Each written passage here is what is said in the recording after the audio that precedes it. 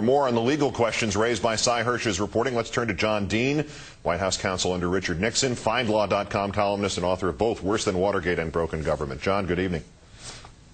Good evening, Keith. First and foremost, let's begin with the executive order that I quoted at the beginning from President Ford that banned U.S. involvement in political assassinations. If that is the case, wouldn't an executive assassination ring that reported directly to the Vice President's office be on the face of it illegal, and might it also be on the face of it a war crime? Well, clearly fighting terrorism is not dealing in tiddlywinks. We want our government to deal with the most effective tools they have, but they also have to be legal. The executive order really is nothing more than direction to the executive branch, and the president's the only one who you can even argue might have the authority to engage in assassinations. It's an unresolved question, so it's potentially a war crime, it's potentially just outright murder, and it could clearly be in violation of the Ford executive order. Last summer, writing about the Joint Special Operations Command, Cy Hersh described a Bush administration mindset that posited that the president could not keep covert CIA operations free of congressional interference or oversight, but he could do that with clandestine military activities. So they then claimed that everything secret was military, not CIA. Is there legal merit to that argument, and if so, what is it? Well, it's a thin argument. It kind of reminded me, when I heard it, of Nixon's claim that when he was paying hush money, he was really funding a humanitarian defense fund for the Watergate burglars. I'm not sure it works. It's an argument. It is nothing more, Keith. Does it explain, though? I mean, does that mindset explain the Bush administration's persistent devaluation of the CIA into not much more than a public relations firm that it would manipulate? I mean, all the intelligence was moved under the control of, if not necessarily the Vice President's office. When it wasn't there, it would go to Donald Rumsfeld's office at the Pentagon. They really kind of neutered the CIA.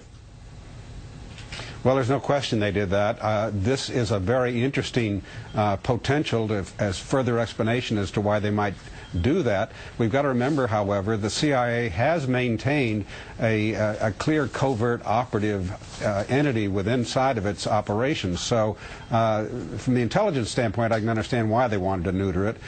From an operational standpoint, I'm not quite sure, because a lot of the people they hire come from this special operations unit in the military. So I think that you know, it's an interesting argument. I'm not sure it's the full one. The second part of the I guess it was a Hersh, essentially a slip by Cy Hersh, saying that Central Intelligence had been heavily involved in domestic spying in the Bush administration. That's clearly, we've been through this before, right? That has been clearly defined as utterly illegal. That is, by statute, that is illegal. There's no question about that. The CIA is well aware of it. Every CIA director is pinned down on that question when he goes through a confirmation proceeding. So I don't think there's any question that's illegal, and would be quite shocking if they were engaging in the sort of things that Cy suggests. What does this suggest to you as the remedy? Are we again at that point where the minimum standard is a truth investigation, a truth committee or commission with the prospect at least of prosecutions, that, in other words, not handing out immunity like it was candy? Well, I think that's you know, this is pretty serious stuff, Keith, obviously. Yeah. And I think that Cy is a highly reliable reporter. He doesn't throw things out unless there's some basis in fact for this sort of thing. He's written around this subject.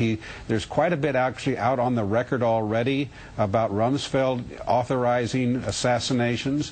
So I think that this is something that the Congress probably should get into, and I'm not sure a truth commission would necessarily do it. So I suspect the intelligence committees, if they haven't already looked, will look.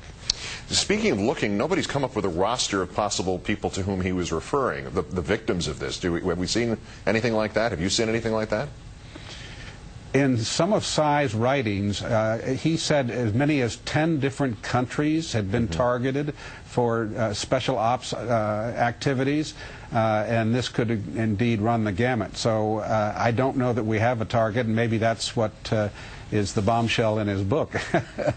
Well, we'll have to take a look back through about 7 years' worth of news. John Dean, author of Worse Than Watergate and Broken Government, as always, thanks so much for your perspective tonight, John.